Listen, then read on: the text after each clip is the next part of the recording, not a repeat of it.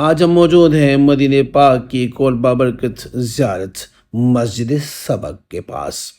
مسجد سبق کو بعض لوگ مدینہ پاک کی یا اسلام کی پہلی مسجد بھی کہتے ہیں۔ مسجد سبق کا مطلب ہے دوڑ کی مسجد، جو مدینہ کی تاریخی مساجد میں سے ایک ہے۔ مسجد نبوی شریف کے شمال مغرب میں واقع ہے اور نقل جماعی کے قریب موجود ہے۔ اس مقام پر رسول اللہ صلی اللہ علیہ وآلہ وسلم کے زمانے میں گھوڑوں کی دوڑ منعقد کی جاتی تھی۔ امام دارمی نے اپنے سنن میں روایت کیا ہے کہ رسول اللہ صلی اللہ علیہ وآلہ وسلم گھوڑوں کی دوڑ کراتے تھے، ان گھوڑوں کے لیے جو جنگ کے لیے تیار شدہ ہوتے ہیں، خفیہ سے ثنیہ تک، اور جو تیاری شدہ نہ ہو اسے ثنیہ سے بنی زر کی مسجد تک۔ اس دوڑ میں حضرت ابن عمر رضی اللہ عنہ بھی شریک ہوتے تھے۔ یہاں اس جگہ حضرت عمر بن عبدالعزیز رضی اللہ عنہ کے وقت میں ایک مسجد بنائی گئی، پھر اس کے بعد فہد عبدالعزیز نے بھی مسجد بنائی۔ اب چونکہ وہ مسجد ختم ہو گئی، لیکن اس سے پہلے جو اس کی تعمیر تھی وہ تعمیر سعودی بادشاہ فیصل بن عبدالعزیز آل سعود کے دور میں 1391 ہجری میں کی گئی۔ یہ مسجد سڑک سے ایک منزل بلند پر واقع ہے اور اس کی کل رقبہ 816 مربع میٹر تھی۔ مسجد کی لمبائی شمال سے جنوب 34 میٹر تھی اور اس کی چوڑائی مغرب سے مشرق 34 میٹر تھی۔ مسجد کے اندر اسلامی طرز کے تزئین و آرائش کی گئے تھے، جہاں مسجد 4 ستونوں پر قائم تھی جو شمال سے جنوب کی سمت میں ترتیب سے دیے گئے تھے۔ مسجد کی کھڑکیاں مستطیل شکل میں تھی، جن میں مغربی دیوار پر 6 کھڑکیاں تھیں۔ السلام علیکم ورحمۃ اللہ وبرکاتہ۔ میں ہوں آپ کا اپنا سید اخلاق حسین شاہ اور آپ دیکھ رہے ہیں روحانی ہیلنگ اکیڈمی۔ اگر ابھی تک آپ نے ہمارے چینل کو سبسکرائب نہیں کیا تو بنائیں مہربانی ہمارے چینل کو سبسکرائب کریں اور بیل آئیکن کو کلک کریں تاکہ ہماری ہر نئی آنے والی ویڈیو کا نوٹیفیکیشن آپ کو بر وقت مل سکے۔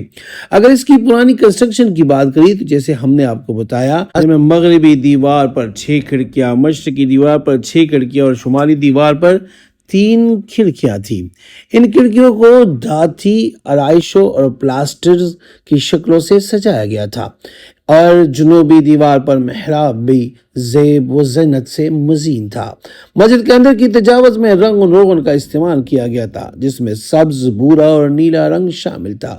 مسجد کے وسط میں ایک آیت لکھی گئی، اس کا مفہوم یہ تھا: بے شک نماز مومنوں پر ایک مقررہ وقت پر فرض کی گئی ہے۔ جو مسجد کی موجودہ بلڈنگ تھی، جسے آپ کو بتایا، یہ شاہ فیصل کے زمانے میں تعمیر کی گئی تھی۔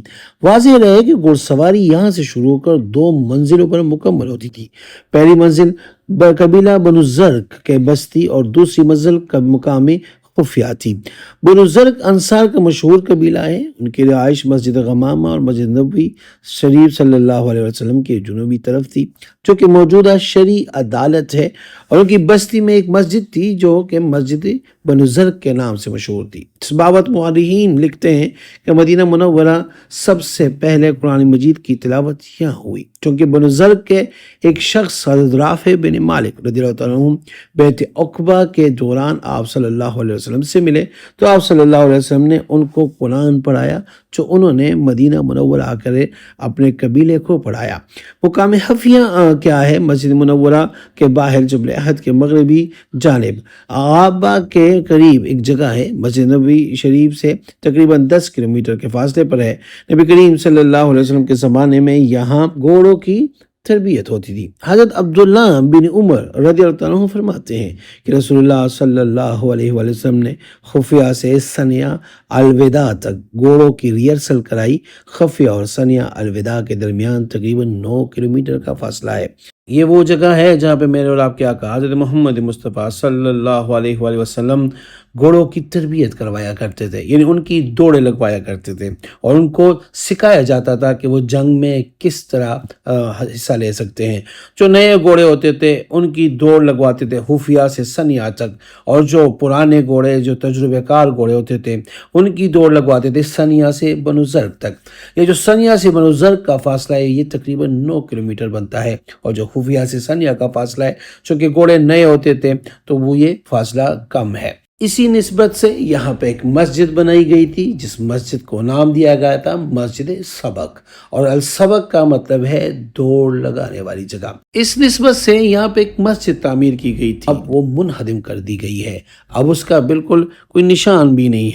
لیکن چونکہ یہاں پہ بھی میرے آقا علیہ الصلوۃ والسلام کی زندگی کا کچھ وقت گزرا اور یہاں پہ وہ گھوڑوں کو ایک طرح کی ٹریننگ کروایا کرتے تھے، جنگ کے لیے تیار کرتے تھے، تو اس جگہ کی نسبت میرے آقا علیہ الصلوۃ والسلام کے ساتھ ہے۔ تو جتنی بھی زیارات ہے، ایسی زیارات جو منہدم کی گئی ہے یا اس کو لوگ زیادہ تر نہیں جانتے، تو ہماری کوشش ہوتی ہے کہ ہم اس کو ایکسپلور کریں اور آپ کو دکھائیں اور آپ کو بتائیں کہ 1400 سال پہلے کے مدینہ میں ایسی کیا چیزیں تھیں جو اب موجود نہیں ہیں۔